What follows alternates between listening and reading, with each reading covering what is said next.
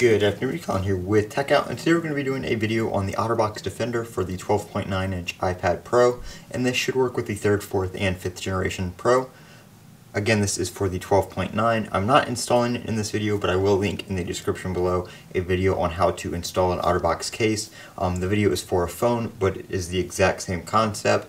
This is just on a larger scale. So with the iPads on the Defenders, you get a plastic kind of cover here that you can use to either cover the screen, or you can flip it over around the back and sit your iPad in it. So if we take it off here, there's actually a couple features in this, and it also holds your Apple Pencil right here. There is a stand right here, so you can prop your iPad up right here, and prop it up like this for, you know, like watching a video or something like that, just using the screen. If you want to type, you can switch it around to the other side, and you can lay it down like this, so it's just slightly propped up, just at a little bit of an angle, or you can fold this down and snap your iPad back in like this, and you can carry the case on the back. If you're using it, you get everything right here in one package. You don't have to worry about holding this separately.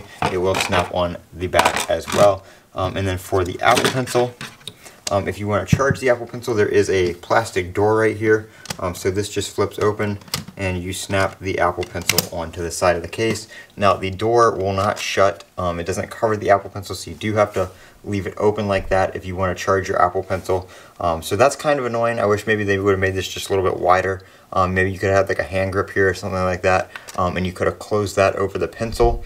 But you can't. You have to take the pencil back off if you want to close the door. But the battery life on the pencil is good enough that you can just leave it in the top over here like that for storage, and just charge it from time to time. But that is what it looks like. Everything else is just your standard OtterBox Defender, but on a larger scale for the 12.9-inch iPad Pro. I'm Colin with Techout. Don't forget to comment, rate, and subscribe. And as always, have a great day.